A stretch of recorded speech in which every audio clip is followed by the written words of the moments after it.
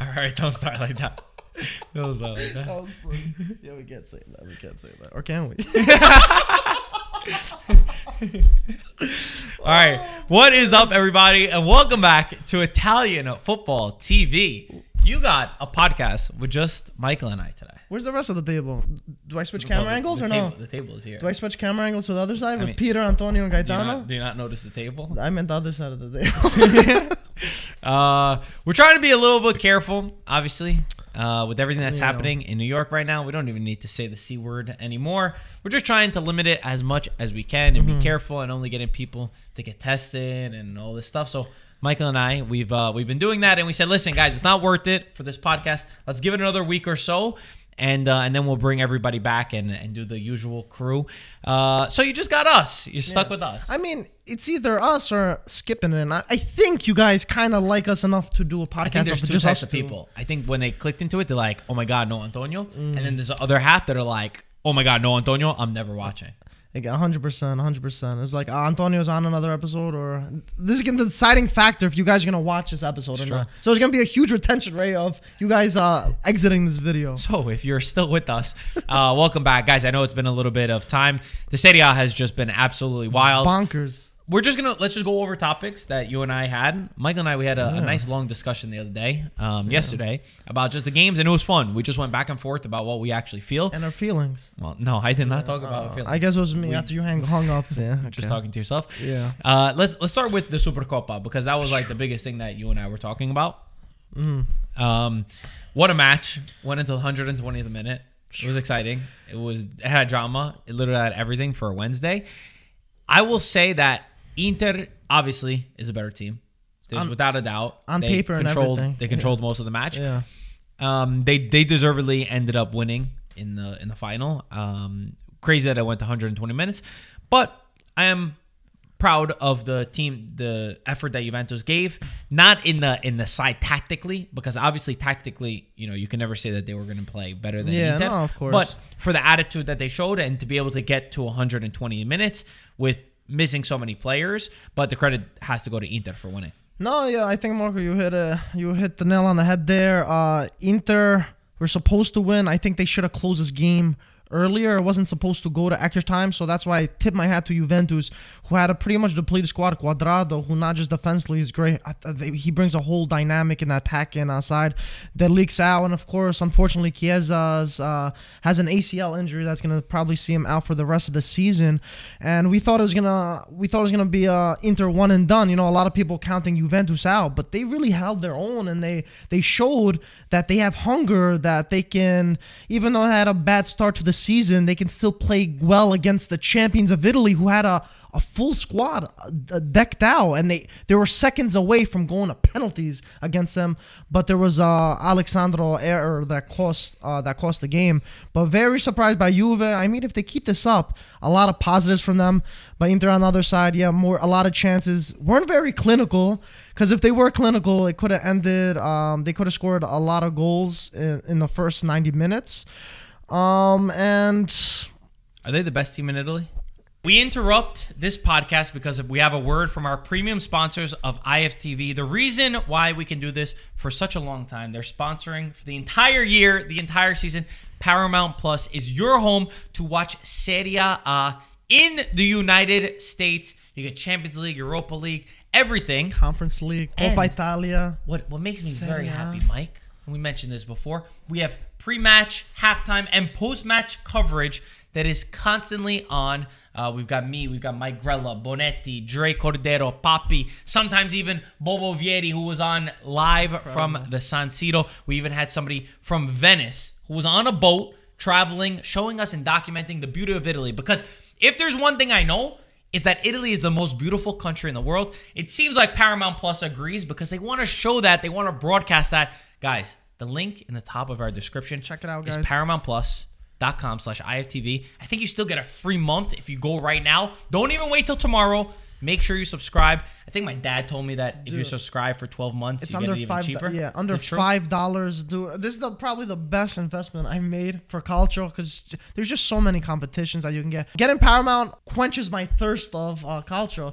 How you not gonna watch the European games? You're not gonna. How you not gonna watch Serie A? How you not gonna watch the Supercoppa, the incredible Supercoppa Italiana, the Coppa Italia that was just been going on the past few days? I have 2 accounts. But Marco, it's not just, even if you like culture, but you also like shows, you like movies. They have amazing movies, new shows. They have a lot of stuff going on, and of course, 2022 is gonna be an even bigger year for Paramount. They're doing a lot more stuff, and they're just so ingrained, I think, in this culture, and it's only gonna get better from here. The one theme that we have during this entire podcast, as we were mentioning before, is that don't judge where we are right now, right? We said the coaches, like, you know, they need time. Slowly but surely, things with Paramount, the coverage is going to get bigger. It's going to get better. 2022, the ideas and the things that they want to do going to Serie A and building around the coverage is even bigger and better. So look at the roots. They're healthy. They're thriving, and I think that growing. We're gonna get to a really awesome place. But it's all thanks to Paramount Plus. We appreciate them for sponsoring IFTV, guys. If you enjoy our show, it's all thanks to them. It's thanks to them that we're able to put this on. So help support them. Link in the top of our description. Go get it. And back to the podcast. There we go. Yeah, I think Inter are the best team in Italy on paper and on the field. The thing that let's obviously we got to touch on Inter. This is like, it's such a good start for Inzaghi. Like, I'm very happy for him. He's 100% in Supercoppa finals all 3 times against Juventus. The first 2 with Lazio, where he had significantly worse sides compared to who he was playing against, and that's not a dig at Lazio at all. We're just calling the facts how they are. Like, if you looked at what Juventus was, that's credit to Inzaghi. Now he came in more with the squad that's able to do something, and he still got the win. He is proving that he's a really strong coach. He's made Inter probably better than where they were under Conte. Don't get it wrong. This team would never be where they were without Antonio. 100%. So respect to him. But the thing is, Alessandro Bastoni, I have never seen. I've been watching football for a long time. It's hard for me to remember a defender like him.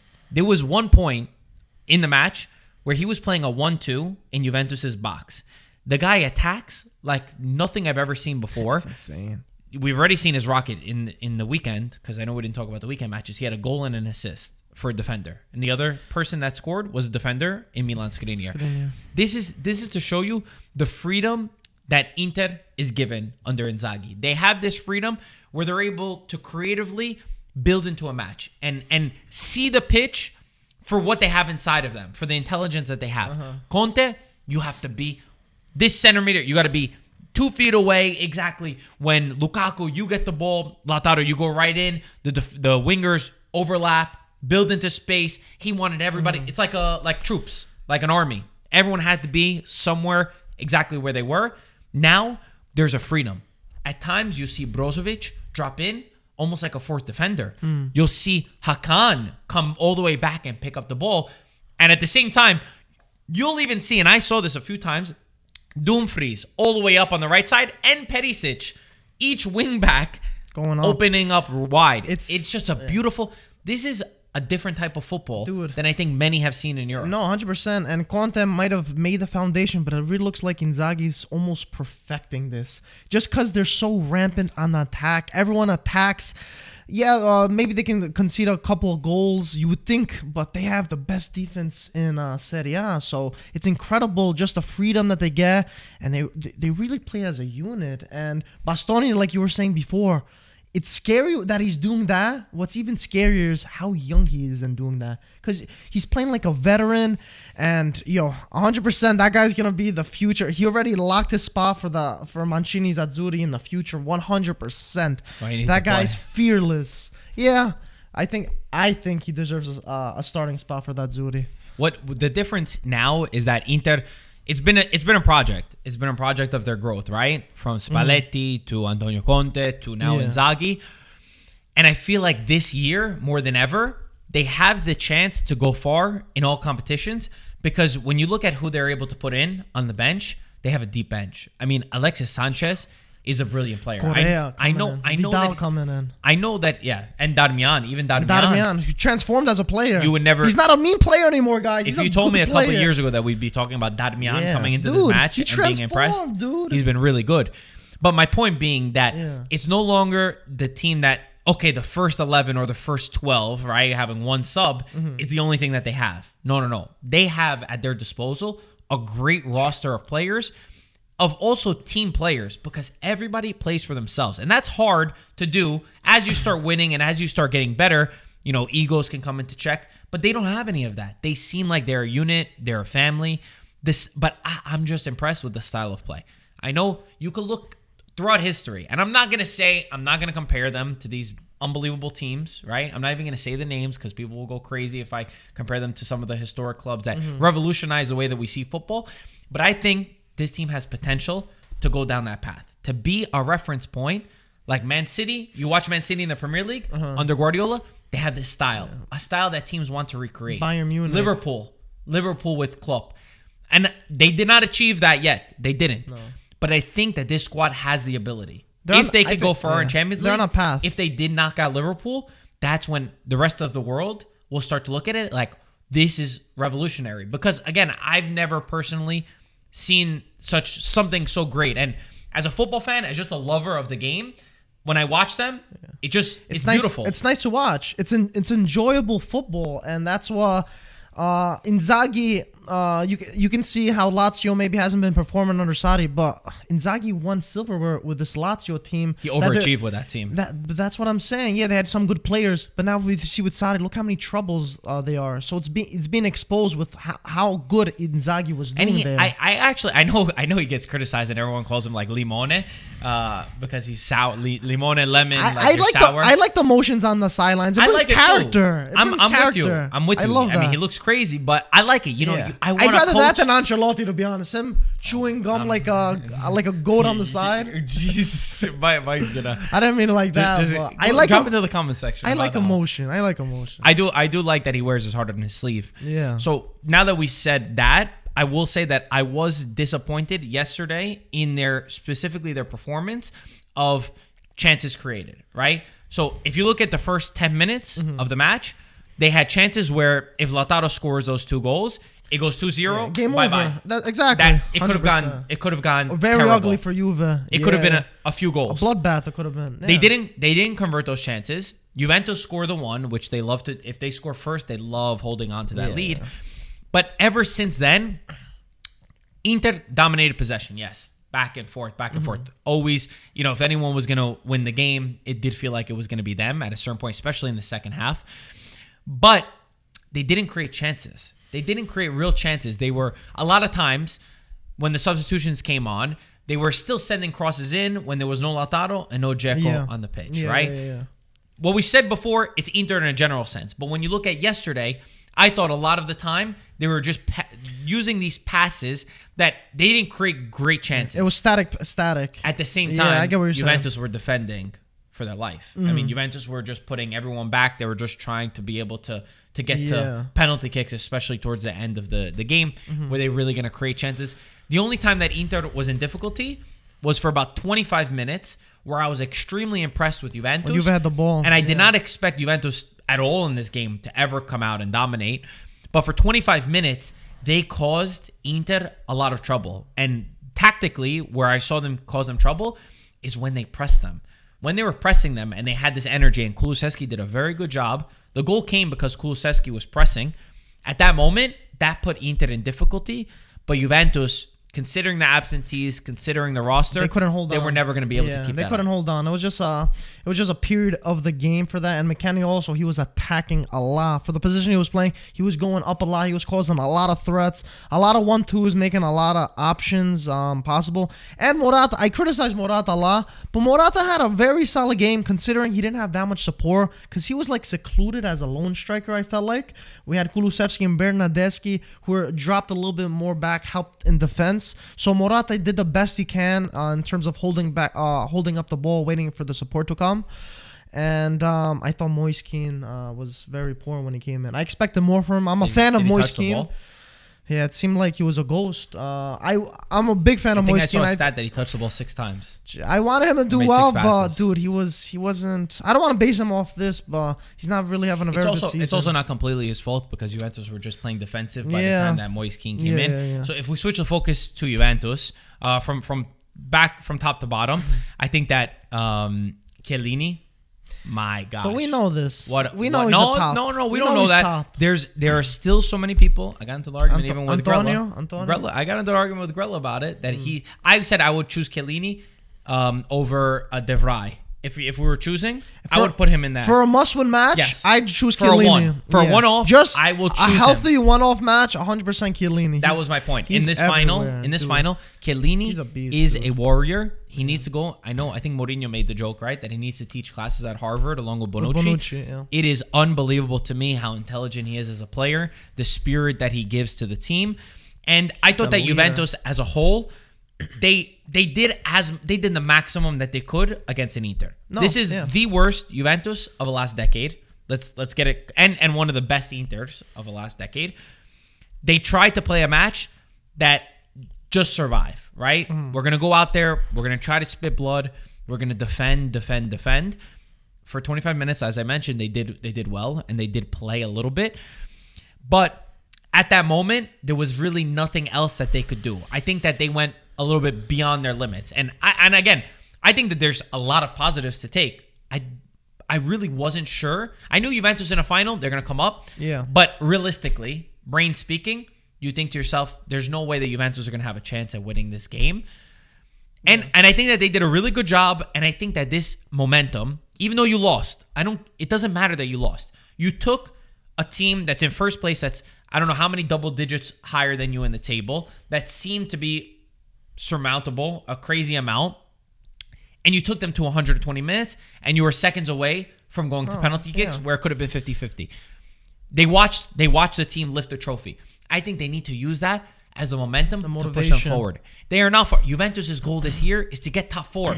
It's to secure the revenues of Champions League for the next year and build onto that project. It's the truth. Is it sad from where they were? Cycles change. This is the cycle of Juventus happens to every just get club, into top 4. Happens to every football and club. I think that they're looking at this match. They had the comeback against Roma. Now they have this against Inter, which I think is a positive. I don't care that they lost with 2 seconds to go. I think that a lot of these players, they did show character. You see Rugani crying at the end. You see McKennie, who technically, yes, McKennie lacks. McKennie is not a beautiful player that could send a 60-yard ball or hit a curler from outside the area. But one thing McKennie has is heart, and that's something that was been lacking at Juventus for quite some time. He ran the entire match. He scored the goal, and he scores the goal because he follows the run. He reads the game well. He gets himself behind breaking the line. He puts himself in a dangerous area. He's very good with his head. That is McKennie, and he was, for me, along with Chiellini, now that I think about it, the best player for Juventus. So there's a lot of positives. I think that for you, Morata's he's a tricky player. You watch him sometimes. Hot and cold player. He's very hot and cold. For me, Morata's a great player if he comes in from the bench. When he comes in from the bench, he doesn't have that pressure of starting because back to goal, he's a different type of player. But as you've seen, when he drifts out left and he drifts out wide, he drifted out right against Roma. He drifted out left against Inter. He sends a nice ball in, and Juventus score from both of those chances. So I think that those are some of the keys that they need to be able to build off of. They were without Chiesa, so going in attack is going to be hard. I was a little bit disappointed in Dybala when he was rested because he couldn't play fully, and he was not able to come into the match and do something. But I do think the point that he came into the match was the point where Juventus stopped attacking at all, and he was not going to be able to attack just on his own. If I was Allegri, I think I would have gave him at least 30 minutes. I think he gave him a little bit under 20 minutes. You gotta, because that's when they started parking the players a little bit more back and we're waiting. But that's what I'm saying. But then if you gave him a little bit more time with Morata to try to build something, I think we would have seen a more attacking Morata, something we would have seen more like at Roma when he was playing, making chances and stuff like that. But yeah, for Juventus fans, I think there's more of like you're holding your head up high because there's always going to be cycles. Juve did one of the most incredible cycles in football history, doing almost 10 years in a row. So now it's time to recuperate. It's Inter's time. You have to give them respect. It's never gonna be you're always gonna win. There's cycles, players get older, other teams get better, new players or whatever. But now is the time to recuperate. They gotta look at themselves, get the adequate players, adequate manager, behind, I think the biggest thing with them is they got to look themselves in the mirror and find the best possible way to get Juve back on top. And then that may take a few years, but Juventus has a name, and I definitely think they could do it. And this was a perfect example. They didn't have any players. They had all these injuries, but they still held their own against Inter. And I think they could build from this. I wanna talk about the rest of the teams. I want to talk about Milan and Napoli. Before we do, though, let's just conclude with them because we have a couple of good games coming up this weekend. Just finish off with Juventus and Inter. For now, Juventus have to play Udinese. They are in Torino. The first leg, by the way, was 2-2. I remember Udinese got a tie. I think that this matchup is difficult for Juventus just because they are going up against an Udinese they're a bunch of big boys. Like, they're a physical team. They're a physical team. They make themselves feel felt. I know they've been dealing with a lot of bad cases. They've been missing players. Obviously, we know that. And I think that Juventus, it's a difficult matchup for them considering they played 120 minutes. But what I would say is, building off of what they did against Inter, if Juventus would play with this sort of spirit that I saw from some of the players, I think that they could achieve their goal of getting top four. They need to remember that, yes, it's good that you took Inter to 120th minute, right? But it means nothing if you don't play that same way against the teams where you get 3 points the same way in the Campionato. 100%. Last thing I forgot, I can't believe we forgot this. Sandro. Let's just talk about Alexandro real quick. We have to talk about him. Sort of talk about. He's never been the same player as he was after the first season. After the first season, it was incredible, but then after that, he dipped tremendously. I think that talent-wise, it's not really a question because do you lose talent? No, I don't think so. The problem for me has been that Sandro can do a lot of good things. In this game, he did not play bad. He didn't play bad. He didn't do much. But he didn't do much. A player that's supposed to play at this level, you need to remain concentrated for 120 minutes. And now I would not. If Chiellini makes a mistake, right? If Chiellini makes the mistake of passing the ball back, not that he would, but if he did, right? And Juventus lose the game, okay, I can accept the mistake. Yeah. My problem is that it's kind of like a bigger story of Alexandro, how he's been. Concentration-wise, being mentally prepared for a match, he seemed like he's off in the head. And that's more so my problem. Again, I can accept mistakes. When there are players who do a really good game, you make a mistake. Not that you're happy. You want to be better because that's a ball that 120 minutes, you get that ball out no matter what you have to do. No matter what you have to do. Reminds me of Evra against Bayern Munich. Get that ball out. Yeah. But it happens. I get that. I can accept that. With all that being said, Pellegrini should be the starter of Juventus. That's it. What do you think about Inter? They got a match against Atalanta. Inter's match against Atalanta, I think, is going to be a very tough one because Atalanta, we know, they also played Coppa Italia. They didn't go 120 minutes against Venezia, but they still played 90 minutes. They are playing in Bergamo, though, at the JUVE Stadium. Atalanta are terrible at home. They are, yeah. They're so bad at home. Their home record is really, really bad. It's like one of the worst. And their away record is amazing. But Zapata has been arrested. So if you rest the beast, he could be deadly. He could be deadly. And Inter, like we said, they play their full squad. They're gonna be pretty exhausted. And Atalanta, not saying that they played their B team, but they had a lot of players, a lot of starters starting on the bench. So that could definitely be something Gasperini was thinking about. Be like, maybe I can nick a point from Inter, from the champions. So that's gonna be an interesting one. You know what I was looking at? I was looking at the difference in the table. Yeah. I think that they're 8 points between Atalanta and Inter. Atalanta's been a team that we feel like we've always said, like, can they get to the Scudetto, right? That's like, obviously that would be their dream to be able to compete with it. And I think that their dream is on the line this weekend. If they want to do it this year, a loss, if they lose to Inter, it's over. It goes to 11 points. There's no shot that they're going to get into it. You need to be able to beat your direct rivals if you did want to fight for the Scudetto. So that's on their line. And I think that the players feel that. They're no longer in Champions League. They do have a good shot in Coppa Italia to be able to win. But this team is a team of fighters. They're a team of believers, of dreamers. And I think that they know in the back of their head, if we want even a sniff, I'm not saying they're going to do it, but if inside of them, if they feel that they have an opportunity to get that this year, you have to win this game against Inter. If they win, it's 5-point gap. That's nothing. You see, then if they win, look how close you are. I know I just said that. Yeah. Unfortunately for them, they have the best team in Italy right across the side. I think Inter is a team that rarely slips up. it's hard to find the moments yeah. that they slip.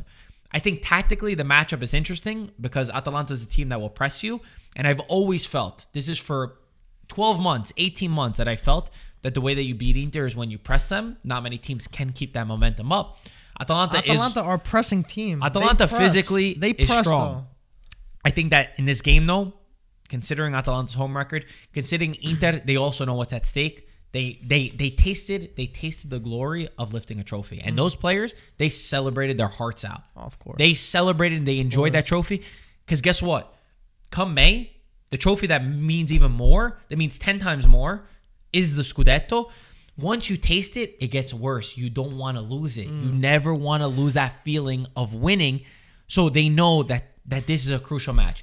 If they would win the Supercoppa and then you beat Atalanta, the direct rival, basically knocking them out. That's a huge statement. That is saying to everyone, we want to create a huge cycle in Italy. This year, Milan, yes, maybe you're good, but we are the big dogs. Dude. It's a great match. That would open up this. If Atalanta managed to win, that would open up the table. It would be incredible. I like that little move. What would you name that if you had the divider? The divider. I like that. That's strong. But I think Gasperini has something. Guys, that's you don't miss that match. All right, you don't miss that match. Let's talk about Milan. That's what's on my mind right now. Another 120th minute match, man. That was stupid from Milan. Honestly, I will say this: I don't understand the point of going to extra time in these games. They should all just went the penalty kicks. We wasted time. Like all these players, we are playing way too many games in a midweek. Probably should just went to penalties and let them figure it out there. Either way, Genoa went up 1-0, and I was laughing because Shevchenko's most likely getting sacked from Genoa. They might bring Ballardini back. Who knows? Probably. What a poorly run club. They are going to sack. We posted. Dude, do you remember when I saw the Shevchenko was signing and I checked the fixtures and we sent it to each other and I was like, this is the stupidest thing because he's not even going to make it past these fixtures. It shows how short-minded some teams are really run. It's insane. And a lot of times, Mike, I sit here and I'm like, all right, I'm over here in Brooklyn. What the hell do I know? But then I see the decisions that they make and I said to myself, all right, if they get Shevchenko, 100%, they're gonna keep him no matter what. Like, they are going to make sure that, all right, they see that they're playing Juventus, Milan, Napoli. They're not going to, they would never sack him. And now they might do that.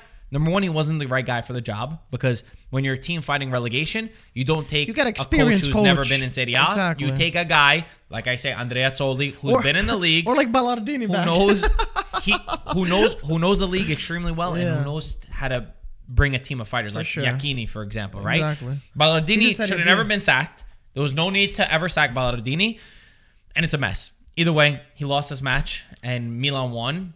Deservedly so. I mean, and Ballardini wasn't even doing that bad. Milan is a way better team. Yeah. Milan are... Honestly, I'm proud of Milan. I think that Milan, they've... I was watching their game at the weekend. Who do they... Find out who they played this weekend, too. I forget. I just had it on my mind. They're a team that... Strong. Really strong. Venezia, yeah. They have the momentum going forward. This match against Venezia, like you think to yourself, Milan on all fronts, they've dealt with some of the hardest things for teams to deal with. Right? So many players out. Inter have had it pretty smooth sailing. I don't remember big injuries or big cases. Milan have kind of had the opposite. They've dealt with so many different players getting injured, so many different new guys having to come in, having to learn the system, cases in the last moment. And Pioli has gotten his guys to mentally be prepared. And no matter what, business as usual. We take the field, we win. That's it. No games, no jokes. My respect for Pioli has skyrocketed the past couple of years. I just thought he was a mid-table coach, man. Pioli's showing like, yo, I deserve to be in the top, in the top 4 of Serie A. Padre Pioli. I'm a coach that can, give you these results. And dude, Milan, you could say they don't have the best players. You can say all this, they're not that good on the field. Dude, they're a team. They got everybody's back. If you mess with one guy, the whole team's coming for you.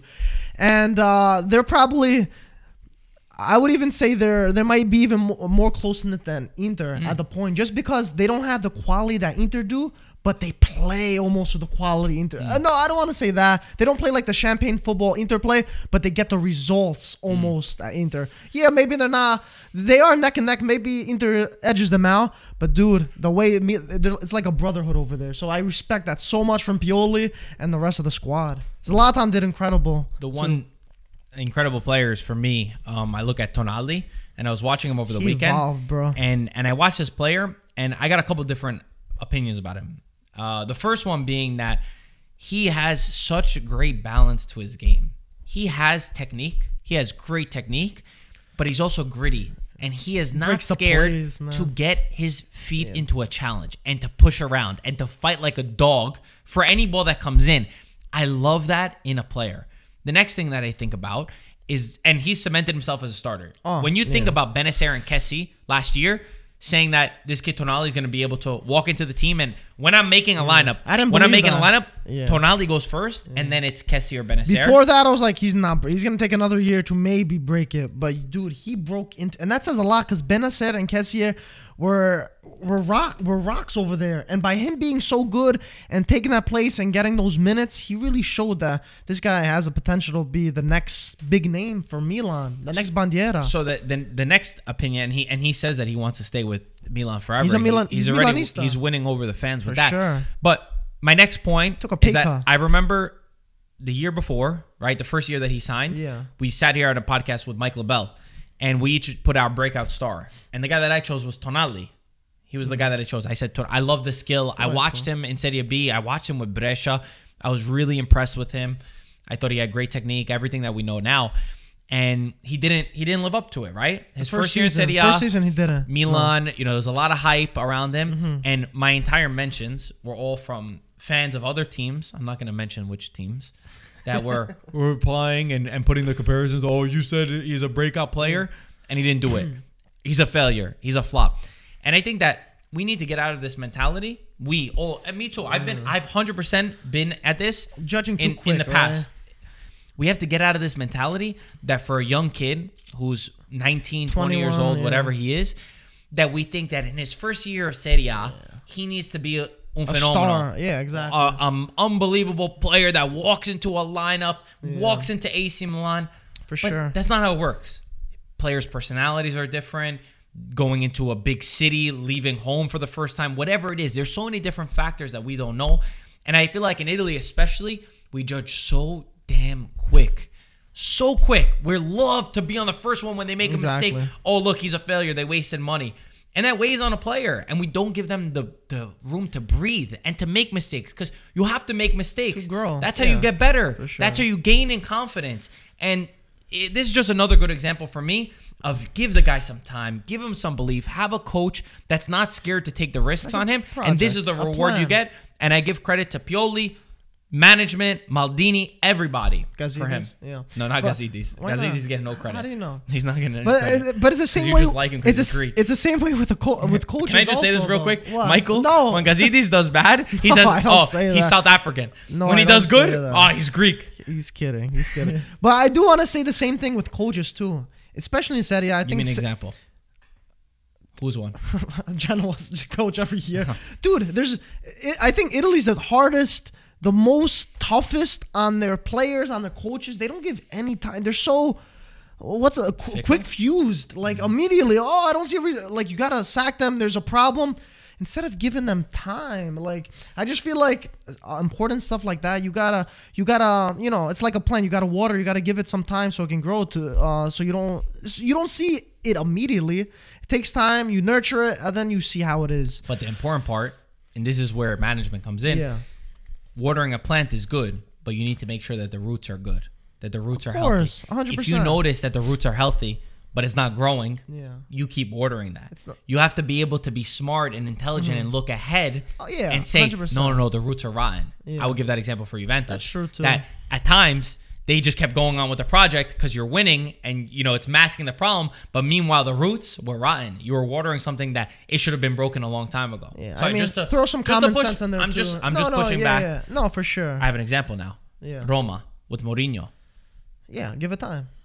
Is that where you're standing? Yeah, well, dude, I was never the believer of sacking a coach after one season. I think it's not fair. You were just saying the other day that he should be sacked. Weren't you saying that? No. You didn't say that on the last podcast? You're lying. You didn't say that? This is blasphemy.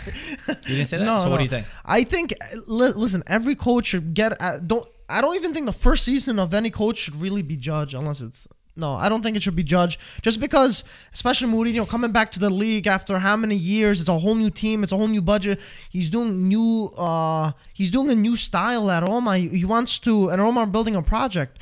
So you got to give him more than a season to start. Then you can start developing. Be like, okay, what's going on here? Is it working? Do we see growth? Do we see development? People would say that you're spending massive amounts of money on Mourinho to get you these kind of results, which are the same, if not worse, than a couple of coaches from a few seasons ago. But for Roma, this was never going to be an overnight thing. This was always going to be a project. Not overnight, 6 months.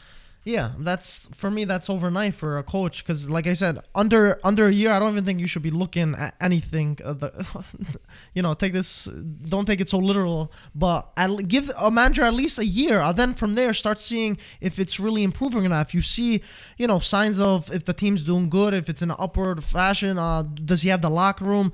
Is there a team thing? Because that's what happened with Pioli. It started like that. Yeah, Pioli was never supposed to be the coach to bring them there. But, they gave him time. It was like, oh, wow, maybe it's working. They have his back. They fight for each other. It's like, maybe we will keep him long term. Who needs Ragnik? He's working. Why fix something that's not broken? And from there, Pioli's... is not working out at Manchester United. There we go. Could you imagine they threw out... It's only been... That's true. See, now you're going against what you said. Damn it! I put you against yourself. No, but dude, if it's working, you got to give it time. I think that... Especially in football, man, it takes time. I think that as a blanket statement, I don't agree with the give him a year, because I think you need to look at the signs, look at the signals, because there are some times that it's not a fit. Like Sarri at Juventus was not going to be a fit no matter how long you went, because there's a philosophy clash at the club. Now, is that Sarri's fault? No. But what I'm saying is that just keeping him a year, going more, it was not going to work. But then again, because philosophically, there was nothing. I get that. But then with Sarri, you give him a team that's against his philosophy, so it didn't even make sense to bring him in. But he's not Juventus. Sarri was not Juventus. I know, but the team was also not a Sarri team, too. I agree. But even if you gave him, they were still going to have clashes. Either way, for Roma, I agree with you. Okay. I think that Mourinho, I know everybody... The thing is, Mourinho's a divisive person, right? You either love him or you hate him. Yeah. And for the people that hate him, this is just ammo for them, and I think they're being loud because they have the ability to look at the results and say, ha, ha, ha, look what you did. He also says, he kind of does this.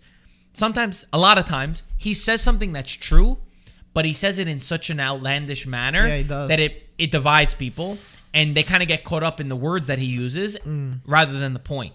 So I listened to his interview where he was blaming the players in the defeat against Juventus. Now, when I see the quotes being posted, and I see what people write about him, he hates his players, he blah, blah, blah. And then I go and I watch his interview, I feel two different ways. Because I listen to Mourinho, and he's talking about how at 3-1, you have to have personality as a player to not allow a team to get back into the match. So he gave the example. He said, once Juventus scored 3-2, we were broken. He said, I've been at so many teams before. 3-2 is fine. You can nail out of a 3-2. He goes, but here, with this group of players, 3-2 hurt them. 3-2, they were crumbled. They couldn't get over that hump. And after 70 minutes, we were done. So, is that throwing your players under the bus and saying that they're not good? I don't think so, because Mourinho's committing himself to a longer-term project at Roma. He's not saying, these guys are bad, I can't do anything with them. I think that maybe that's how some interpret it. How I interpret it is they are not where they should be right now, and we are going to work on that. And when he complains about needing players, he is right. At the end of the day, whatever way you want to put it, doesn't matter what they're spending on Mourinho. His team is not a top 4 team, quality-wise. Now, can you show me an example like a Fiorentina, who Italiano is getting more out of his squad? Yes, but that's not the argument. The real argument is that Roma's roster is not better than the team that's currently in the top 4. Mourinho needs time. If you want him to get that effect, number one, he needs players. He needs more players. And number two, if you're not going to get him players, then you need to give him time to build. And you're not going to see it in 6 months. You could use examples of other coaches that are getting results in 6 months, and maybe that could have been a strategy for them. But guess what? They got this certain type of coach because they were going for a different attitude that could handle the pressure of Rome. And I do not think that Roma have made a mistake yet. As long as the management is behind him and he's behind the project, I'm happy with this. 100%. And Mourinho's the kind of guy, you can say he's harsh, he's a little raw, but he calls a spade a spade. So when he says something, I feel like a lot of people take it maybe a little bit too personally, maybe a little bit too emotionally. But you bring in Mourinho, not just to he's not a regular coach. You bring in Mourinho to change the mentality, to change the philosophy, something I think Roma needs. And something like that, don't expect it to even take a year. It's going to take a couple of seasons to really to rewire the mentality, even the press, the piazza at Roma. We know it's the most one of the harshest in Italy in general. So I feel like Mourinho, he has a lot on his plate. So by him saying the problems, I think he's saying it to expose it, and it's something that he wants to change. He wants to be a difference maker at Roma. He wants to build a legacy over there. But I think he's just saying it as it is. Right now, they're mentally weak, but I think with another season or so, with new players, if they follow this, I think he can get them to the next level. But you know what makes me laugh about about Roma that? fans want to see. What makes me laugh is that people will give the example and say, wow, you're giving him such an out, right? You know, oh, he's got this much time. But at the same point, what's the alternative for Roma? No, it's true. You're gonna get another Fonseca. What is the the alternative? alternative? Another Fonseca? What's the alternative for Roma? Roma it's been since the early 2000s since they've had a team that won the Scudetto, right? If that would be the goal, right? One day, it is so difficult to get Roma there. He is trying on this journey to do it, and I respect Mourinho for taking the job of trying to challenge himself. And yes, you could say that he didn't have many other alternatives, and yes, you would be right. I just think that people, they're using a lot of the things that Mourinho says. And has he screwed up in the past with things that he says? Absolutely. But you're compiling that on and using it as an out, where if you ask me, yes, Roma, I see they're in 7th place. Should they be higher? Yeah. They should probably be in like 5th, 6th place. But they're not that far off. Yeah, they're close. They are not that far off that we should throw the towel in, throw the white flag, wave it, and say, oh, all right, that was great. Now let's go find some other coach that we're going to sack after a year because he's not going to get results and he's going to end up in the same position. That's my take with Roma. Let's go on to another team, Napoli. Wow. And Fiorentina. We'll do half Napoli, half Fiorentina with this because they just played in the Coppa Italia. Wild match. That was crazy. Wild. For Thursday, we got 7 goals. Fiorentina won 5-2, I think was the final score. Yep.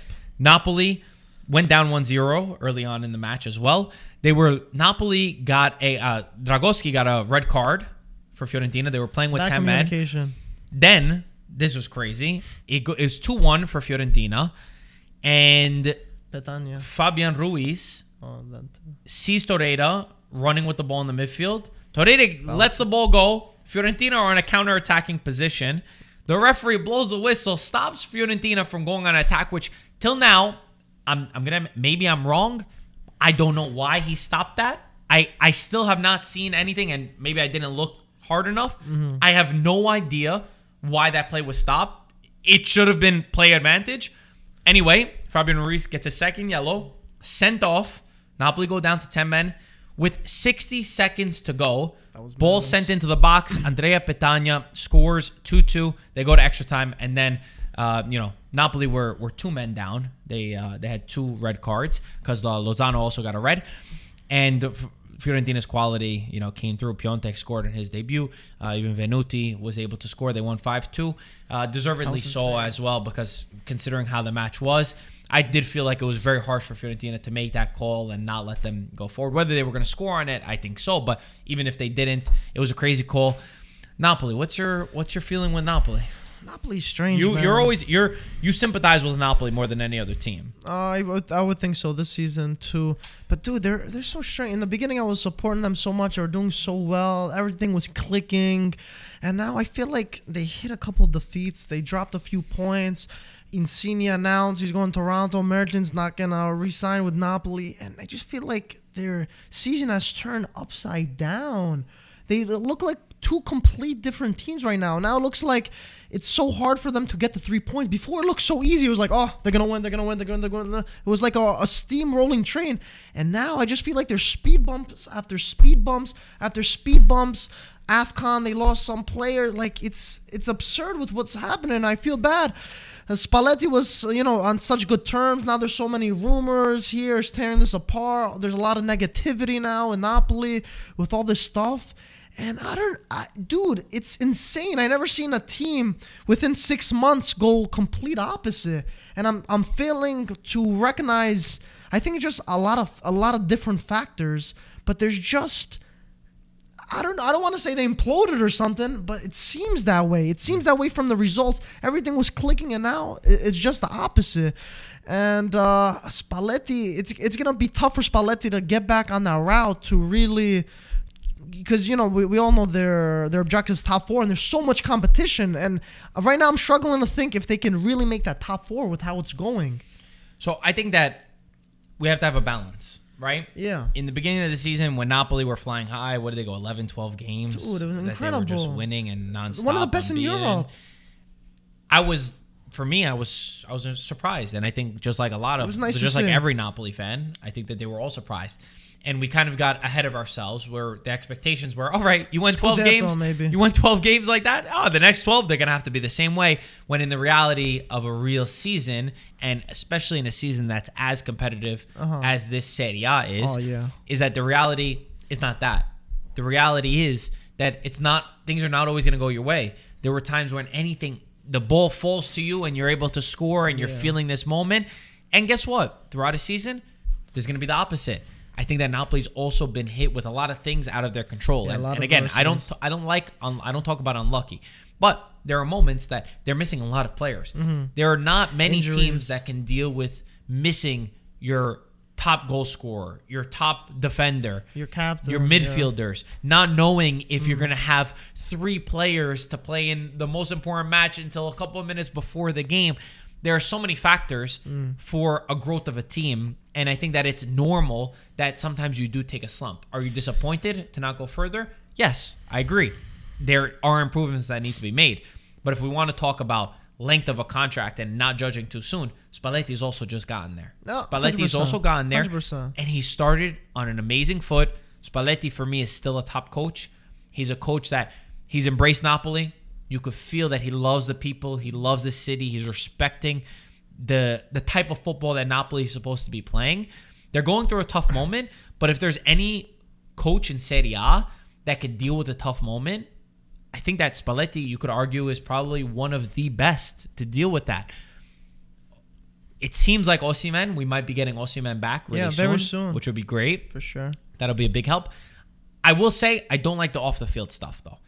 Now that I've said what I feel, I don't like Insigne announcing that you're going to Toronto. Yes, I know this happens. It happens a lot. It's a lot of distractions. Personally, I don't like it. I don't like seeing that he's not going to be there anymore, right? That's my feeling. That's how I feel all the time with every transfer. I never like to hear that mid-season when you're still fighting with something. It lingers in someone's head. Now, you got the Mertens situation where Mertens, they're saying that Napoli are not offering him a renewal. No matter what, he wants to stay. He'll play for any amount of money, which obviously doesn't mean any amount of money, but it just means that he really wants to stay there, and they don't want to keep him.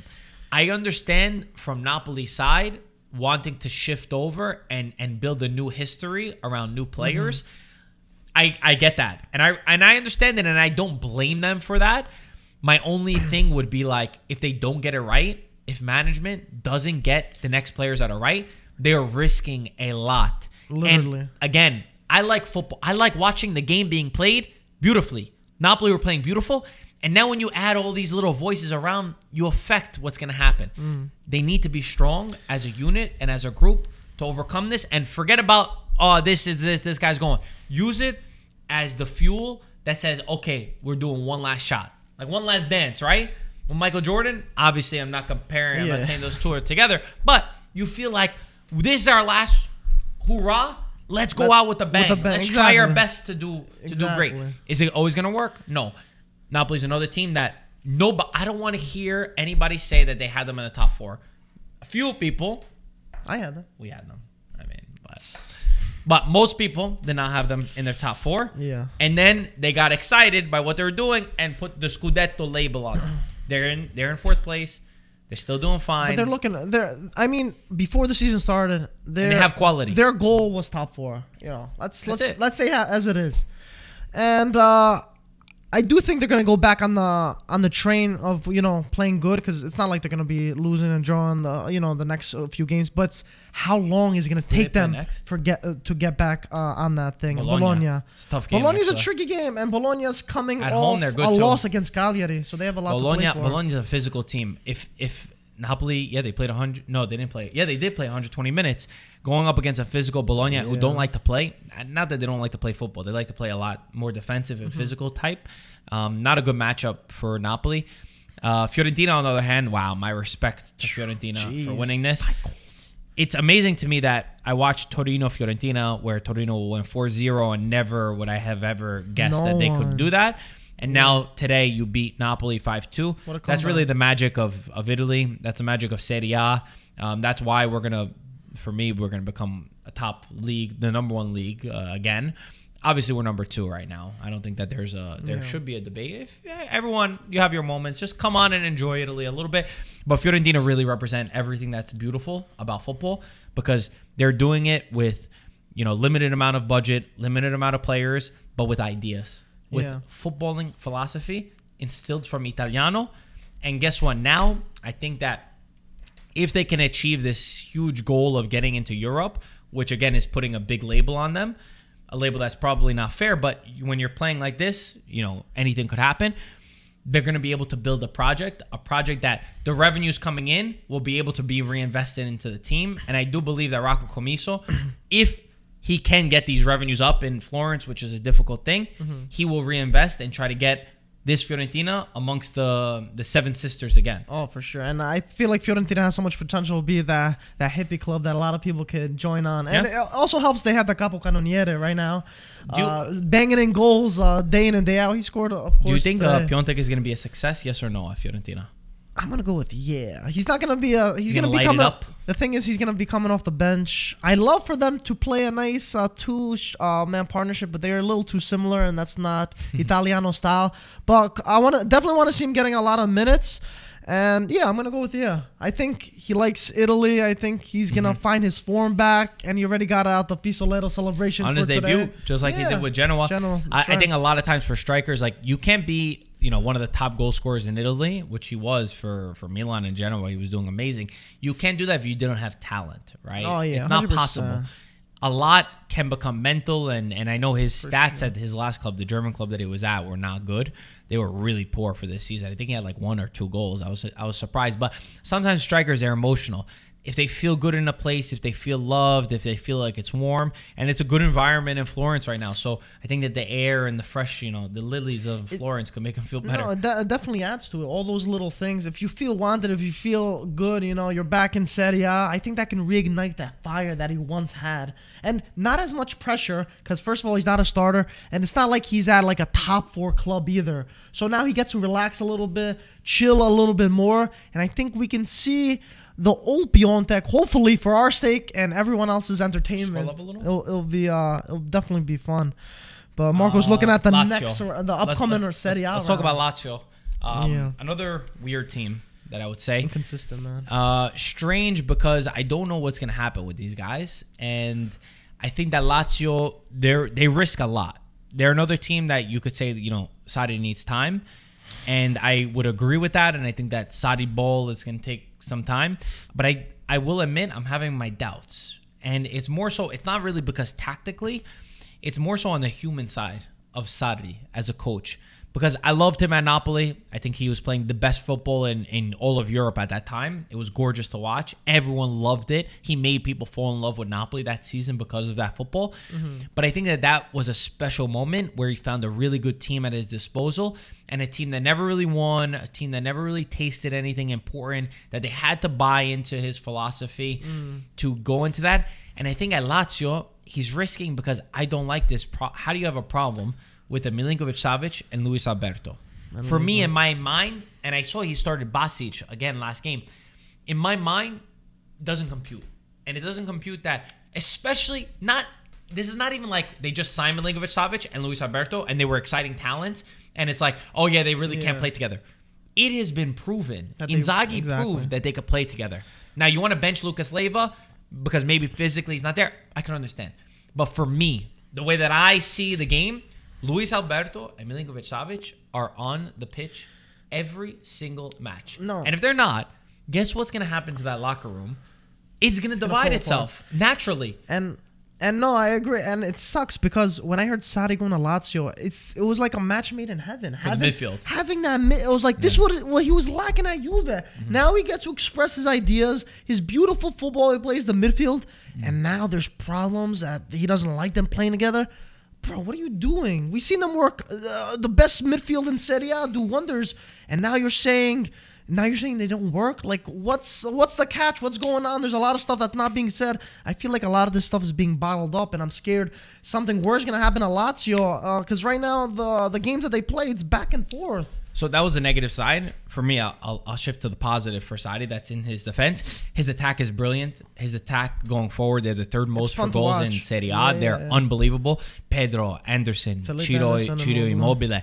It is gorgeous. Like, it is gorgeous how they are interchanging and they're doing really well. And Pedro looks like revitalized. He looks like he's in his prime in his career. So that Sarri did really well. And now the other thing that I'm going to give Sarri an out on as well is that defense. I saw it on paper in the beginning of the season. And I said, Serie A, as many goals as we're scoring, is still a league that usually, in the end, the best defense is going to win.